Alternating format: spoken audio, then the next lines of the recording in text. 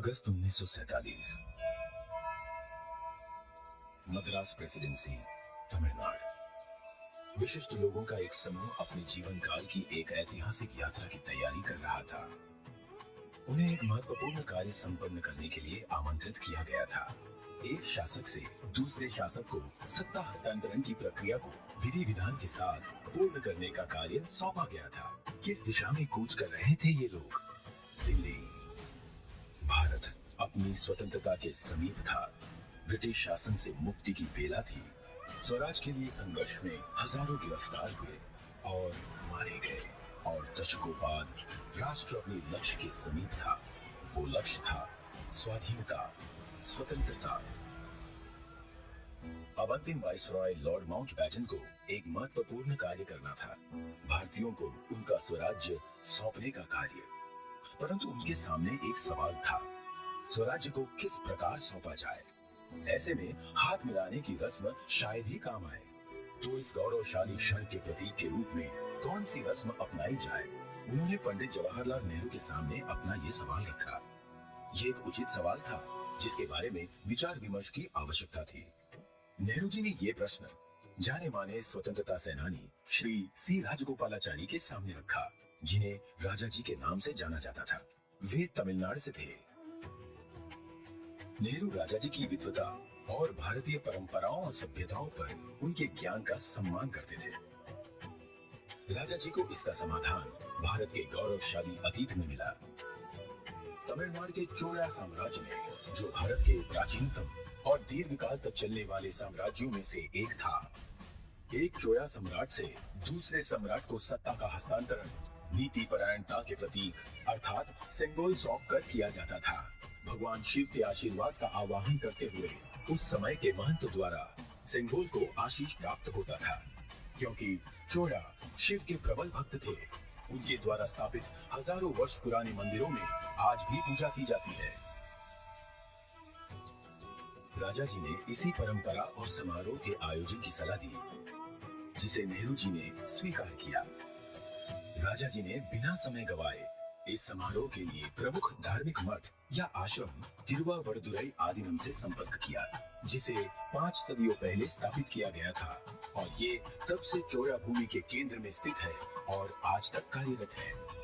तत्कालीन मठ प्रमुख 20वें गुरु महासन्निधानम श्रील श्री अंबलवाना देसिक स्वामी ने अपनी अस्वस्थता के बाद भी इस कार्य को स्वीकार किया।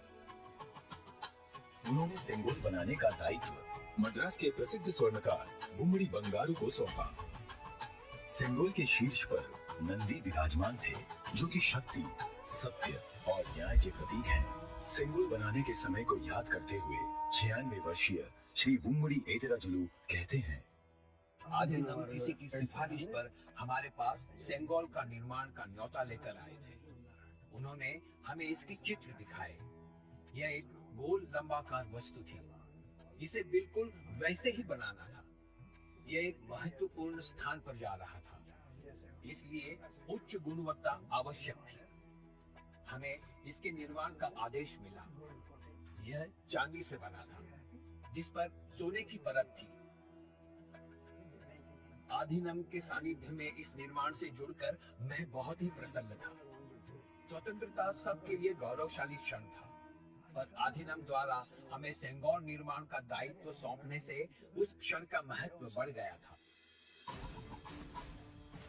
परम पावन मठ प्रमुख ने उप प्रमुख श्री कुमारस्वामी तंबिरान, आदिनम के ओदुवार विशेष गायक माणिक्यम और नादस्वर विद्वान टी.एन. राजरत्नम पिल्लई को आयोजन संपन्न कराने का दायित्व सौंपा। ये दल एक विशेष विमान से दिल्ली पहुंचा। 14 अगस्त 1947 की रात्रि को श्री कुमारस्वामी तंबिरान ने रीति अनुसार सेंगोल को लॉर्ड माउंटबेटन को सुपुर्द किया और लॉर्ड माउंटबेटन से उसे पुनः स्वीकार किया। तत्पश्चात सेंगोल पर पवित्र जल छिड़का गया। शोभा यात्रा के रूप में इसे पंडित जवाहरलाल नेहरू के पास ले जाया गया। इस अवसर पर ओदुवार ने तमिल संत तिरुज्ञान संबंधर द्वारा रचित कोलर पदिगम से श्लोकों का पठन किया। महंत ने नेहरू जी को पीतांबर पहनाते हुए उन्हें रीति अनुसार सेंगोल सौंपा। अड़ियारगढ़ वाणिल अरसाळवार आणई नमते, अर्थात ये हमारा आदेश है कि ईश्वर के अनुयायी राजा स्वर्ग के समान शासन करेंगे। इस वाक्य से श्लोक का समापन हुआ। इस प्रकार 1000 वर्ष पूर्व की सभ्यतागत प्रथा के अनुसार दक्षिण और उत्तर के असाधारण एकीकरण द्वारा राष्ट्र को एक सूत्र में पिरोते हुए शासन का हस्तांतरण हुआ। तत्पश्चात नेहरू जी ने श्री राजेंद्र प्रसाद सहित कई नेताओं की उपस्थिति में सेंगोल को स्वीकार किया। आगे चलकर श्री राजेंद्र प्रसाद भारत के प्रथम राष्ट्रपति बने। इस ऐतिहासिक घटना का उल्लेख व प्रकाशन राष्ट्रीय और अंतर्राष्ट्रीय मीडिया में किया गया। 25 अगस्त 1947 की टाइम पत्रिका ने भी इसे प्रकाशित किया।